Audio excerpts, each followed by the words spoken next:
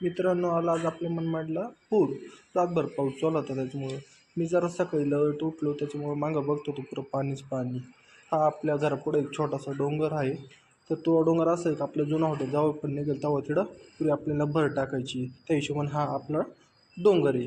तोपर्यंत आपल्याला सहन करावं लागेल. तर ही आपली काकू आहे. या काकूचं माझं पटत तर नाही, पण प्रेम लई आहे आमचं दोघांचं. खूप जमतं. सगळ्या हॉटेलवर आलो तर बघतो तर सगळ्या हॉटेलमध्ये पाणीच पाणी. मग मी पोरांना बोललो, अरे बोलले काय आहे.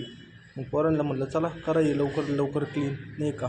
मग बोलले लागले सगळे पोरं क्लीन करायला.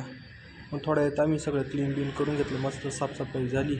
मग आलो जरा आपलं नवीन हॉटेलचं पाठीमागं बघितलं, योग्य सगळं चांगलं आहे.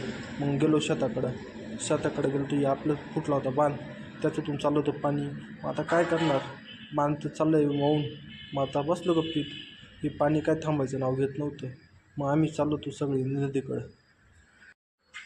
नदी बघतो तर आपल्या तिकडं काही मित्र पण होते. त्यांना आवाज दिला, थांबा मी पण येतोय. मग गेलो. हा नाना भेटला. नानाला म्हटलं चाल. नाना म्हणतो नको नको तूच जाय. मग निघालो तर पाहतो लईच पाणी न भाऊ, वावरानं पाणी हिंडू राहिलं पार. काय करणार.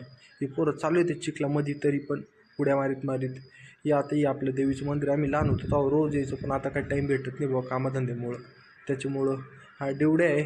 याला म्हटलं ये इकडून. हा म्हणतो अरे लय पाऊस नको. म्हटलं बरं आहे तिकडंच. मग काय हा विकी दादा चालला होता. विकी दादाची नेमकी चप्पल वाहून चालली, आजीभाऊनं पकडली. आजीभाऊला म्हटलं भाऊ धन्यवाद बघा त्याची चप्पल पकडल्याबद्दल. नाही का आजीभाऊनं हात केला. हा भाऊ ठीक आहे चालेल, काही विषय नाही म्हणले. आम्ही चाललो होतो. मग ही लोकांची बांधं फुटू राहिली. काय करणार आता, पावसाच असं झालं तर बांधं फुटणारच, नाही का. हे बघा इकडं डायरेक्ट नदीच झाली आपली. पुरा पाणीच पाणी आहे. डायरेक्ट रस्त्यावरून पाणी चाललं हो, त्याच्यामुळं काही विषयच नाही. त्याच्यामुळे आम्ही चाललो होतो. आमचे बाबा आहे. बाबा चालले तिकडून बाबाचं पाणी काढून द्यायचं. पण काय करणार, पाण्यापुढं नाईलाज आहे आता. या इकडे एक विहीर आहे. ती विहीर समजूच नाही राहिली त्या पाण्यामुळं, कारण पाणीच एवढं होतं का काय करणार आपण, असं झालं नाही का. पण पाणी काय थांबायचं नाव घेऊन नाही राहिलं. पुरी विहीर भरून गेली. तिला कडाई म्हणून विहीर आहे म्हणून समजत ती.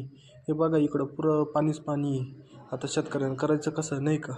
मग गेलो आम्ही थोडं पुढं गेलो तर इकडं खूप पाणी वाहत होते. हे आमचे खताळाचे पोरं सगळे मस्त तिकडं त्यांनी जरा गप्पा बिप्पा मारल्या, जरा पाणी वगैरे बघितलं. पण पाणीचं नादच नाही करायचं, असं पाणी होतं बा. मनमाडमध्ये मी पहिल्यांदा एवढं पाऊस पाहिला माझ्या आयुष्यामध्ये, नाही तर एवढं कधी पाणी दिसलं नाही बा. आणि पाणी काही थांबायचं नाव घेत नव्हतं. लईच जोरात पाणी चालू होतं. मी म्हणलं आता काय होतं काय नाही. हे मामा लोकांना पाणी काढून द्यायचं होतं, त्याच्यामुळे हे तिकडं होल बघत होते. मग आपल्या एका मित्रानं आपला फोन केला का म्हणे भाऊ वडापाव खाली आहे म्हणे. मग काय निघालो आपण आपली गाडी घेऊन. 5 रुपयात वडापाव होता आपल्या मनमाडमध्ये, नवीन चालू झालं आहे कॉलेज शेजारी. एकच नंबर वडापाव आहे, पण भाऊ गर्दी जरा जास्तच राहते. मग धीरज भाऊला भेटलो, त्याला म्हटलं चल येतो म्हटलं.